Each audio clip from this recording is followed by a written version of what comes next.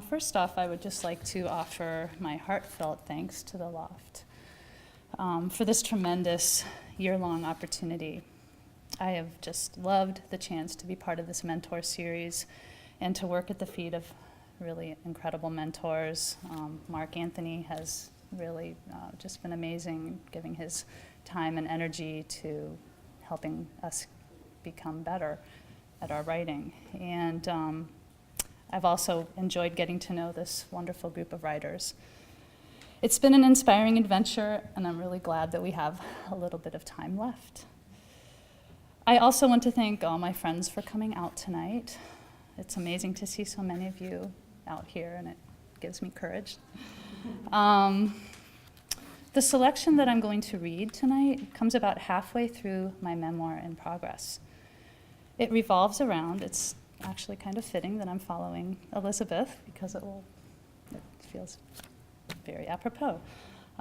It revolves around my little boy, Eli, who was diagnosed with a little-known speech disorder called childhood apraxia, in which the messages that go from the brain to the mouth get very mangled and tangled. In other words, even though my son knew what he wanted to say, he couldn't say it. In my book, I chart his journey from silence to speech, but in doing so, I also explore my own history, as well as my family's history of silence. So this chapter that I'm going to read from, it looks at ways that music can help bring on speech. And so there will be a little bit of singing, just to warn you. As I sing, I become somebody else, someone more certain and sure. It is just Eli and I and the songs. I feel the scales of a dragon on my back. Tonight, we settle in for his late night feeding, and he nestles warm in my arms, sound asleep and smelling of milk. The elephant nightlight throws looping shadows on the opposite wall. He lets out a tiny sigh, and I begin to sing. Tonight, I've chosen Hush, Little Baby, a gentler version of the original that replaces visions of mockingbirds and diamond rings with hummingbirds and crickets calling from falling shadows. Eli nurses and sleeps while I sing, doze off, and sing some more. If that hummingbird should fly, Mama's gonna show you the evening sky. In my silvery half-asleep head, my baby and I sit together in a moonlit field amid a chorus of croaking frogs. I imagine Eli as a toddler talking with me. What do you see in the evening sky? I ask my son of the future. Stars and bats, he tells me, and a cow jumping over the moon. I keep singing. I sing about stars and teddy bears and lightning bugs and banjos, and as I sing, the melodies enter my son of today. I imagine the songs drifting darkly through a porthole of his consciousness and settling. The songs become a part of him. I cannot know this now, but later, when Eli opens his mouth and no words come out, only grunts and barely articulated stabs at sound, at least he will have the soft sway of music to keep him afloat. Before Eli could utter a word, before he even tried to, I sang to him. I held him in the crook of my arm, taken aback by his tiny, fragile form, and found my singing voice again. It had been missing for some time. I'd long ago stopped crooning in the shower and had never been the type to sing canned songs into microphones. In 6th grade, I was chosen to sing the female lead for I Am 16 Going on 17 as part of our school's Broadway review. I performed it for all the parents in the big, drafty field house, and even though I had rehearsed until I nearly turned blue, I froze, my mind a complete blank after the line, "Innocent as a rose." I still remember Miss Lenhart mouthing the words to me like a dying fish, while I stared at her in terror. I picked up the song a couple lines later, but crumpled backstage and cried as if my cat had died. I clammed up soon after that. Eli gave me an excuse to sing again. I would stare down at all of his thick, dark hair and sing whatever came to mind. Rockabye Baby, Doe a Deer, You Are My Sunshine. I sang all the verses of She'll Be Coming Round the Mountain, while 6 white horses guided me. Whenever Eli awoke in the middle of the night, wailing inconsolably, I picked him up, whisked him over to the glider on the other side of the room, and sang Silent Night or Row, Row, Row Your Boat, repeating the same verse over and over until he drifted off again. Sometimes I sang the words, sometimes I only hummed. Sometimes it was necessary to sing the same tune over 10, 20, 30 times until my vision blurred from repetition. I looked up songs online and printed out the lyrics. I kept a cheat sheet too over the rainbow near the glider chair, and until I was able to memorize it, and I did the same for Edelweiss. You have a nice singing voice, Andy told me once. Why haven't I heard you sing before? I shrugged, but I knew I sounded good. I can say that now. When a childhood friend sent me the book version of Puff the Magic Dragon, I began to sing about the land of Hanali. I had forgotten about the song's dark places, how the dragon lost all his courage without his friend, how he had lost the will to live. His scales fell off one by one like dead, withered leaves. I wanted to tell the dragon, your courage is inside you, there for the taking. Now I wonder, did the songs give Eli courage? Did the melodies become a part of him? I can't say, but I do know the songs got to me. I can tell you that one reason I looked forward to our late-night nursing sessions, our so-called dream feeds, was because of the songs. I kept track of how long Eli nursed by counting the verses, and then I gently lowered him back into his crib. Nursing had never been easy with Eli, but sometime between his 6th and 9th month, we reached a sort of equilibrium. We settled into a rhythm, and our nursing sessions finally felt effortless. They became my favorite part of the day. My plan had always been to stop nursing shortly after Eli's 1st birthday. I yearned to have my body back, and I was tired of that heavy, uncomfortable feeling that came with the missed feeding. But his birthday came and went, and neither of us seemed ready to end it. My reasons to keep going had little to do with all the supposed benefits of extended nursing. I wanted to continue in part because I knew my time would soon be up. After Eli, there would be no more babies, no more nursing. I could also give Eli something nobody else could, making me indispensable in a way. And perhaps it had something to do with my age, the fact that despite the graying hair and crow's feet, my body could still provide sustenance. But to be clear, it also had to do with the songs. Nursing Eli guaranteed a captive audience 3 times a day.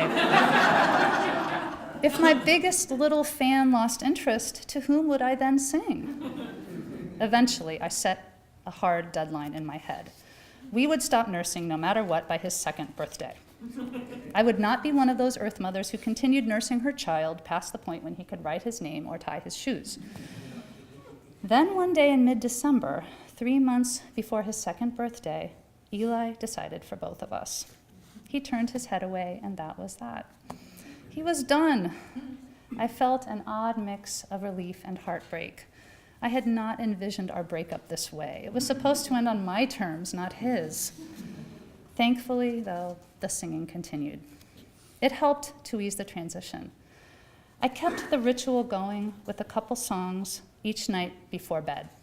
A handful of times during that narrow window between pliancy and willfulness, I caught him staring up at me strangely. He wore a look of what I can only call studious rapture, looking at me but beyond me. By then, he knew the cadences and sounds of the words as well as I did, and it seemed he was trying to enter them fully, to squeeze them open like overripe fruit. Singing doesn't feel like work. Songs just catch in your head and filter down somewhere toward your chest and build up there until they pour out as melody. They come out as words and breath pulled from the deepest part of you. I feel myself vibrate when I sing, as if I've touched something divine, pulsing, a wind-blown puff of milkweed. I look at music as inheritance, the gift we bring from one world to the next. Long before we draw our first breath, before we blurt our first full-throated cries, we are filled with the rhythms of air and blood, our primordial musical landscape. We are not so much born into song as planted in it. When we still curl knees to chest, we swim in song, the pump and pulse far below the surface. We rock to it. I imagine dark music, muffled and shimmering, a slick pumping beat that slips from one world to the other and back again. This gestational fanfare seeps into us, but how exactly? Not long ago, a curious doctor placed a tiny microphone into the uterus of women in labor. While blood pulsed, a fetus heard muffled strains of Mary Had a Little Lamb. Its heart actually beat faster, a physical reaction of the unborn to tone and tempo from another world, our world. Imagine being on the shadow side, enveloped by sound dropping down from outside, how those vibrations might sink into and shape you. Imagine later, when you open your mouth and the words do not come, how music might save you. I attended a concert of Angelique Kidjo when I was 7 months pregnant, and as I bounced in my seat to her song's catchy lyrics, I could feel my unborn son's kicks inside me. Later, one day past my due date, Andy and I went to a concert featuring a Balkan group called Slavic Soul Party. The music was infectious. By then, the baby had barely any room to kick or move, but I swore I could feel him squirming inside of me, as frenetic as the music. Nietzsche said we listen to music with our muscles. We tap our toes or clap hands, often without even realizing it. Maybe, I thought, the sounds of the klezmer and Slavic horns would finally spur him into being ready for this world. It turned out to be wishful thinking. He didn't come for another 4 days. We come into this world wholly prepared for music. Our inner ears need only 6 months after birth to develop fully. No other part of the body reaches its potential so early. As Eli zoomed toward his 3rd birthday and beyond it, he still couldn't hold a tune. The best he could do was chant, slowly and mostly in monotone, flat and featureless, like a stretch of Nebraska highway. There was no tonality or modulation, no rising or falling. The desire existed, though, and that was enough. Eli couldn't hold a tune, but he could fake it. He held a song in his head and let it overtake him like a benevolent dictator. He would sit on the couch perfectly still, his eyes reaching out to some faraway place, letting music wash over him. His head tipped to the side. His eyes settled in and got dreamy. He began to rock slightly. I watched the tsunami roll over him and sweep him away. At night, when he climbed into bed after I brushed his teeth, helped him turn on the elephant nightlight, and covered him with his favorite blanket, he would rest his head on his pillow and sing along to whatever our goodnight song happened to be. We returned to Doe a Deer for a while, and he would chime in with his version of Golden Sun and later Jam and Bread. When he finally tired of that, we dusted off Hush Little Baby, our old standby. By then, he knew the words by heart, so it became a call and response. Eli would spread his mouth into a toothy grin and keen like Bob Dylan in the places he knew best. Mama's gonna show you da eating kai. And later, Mama's gonna hear da kick its cow. Spoken words sound distinctly different from words that are sung. Evening sky and cricket's call sounded like something else entirely coming out of my little boy's mouth. Mama's gonna find your teddy bear. Eli would sit up straight at this point, waiting, knowing full well what the next line would bring. That line, "If that teddy bear won't hug," held the promise of an actual hug, our excuse to hold each other. He wore a huge grin. Sometimes he would even chuckle. He opened his arms. I burrowed into them. We held each other and held each other. Thanks.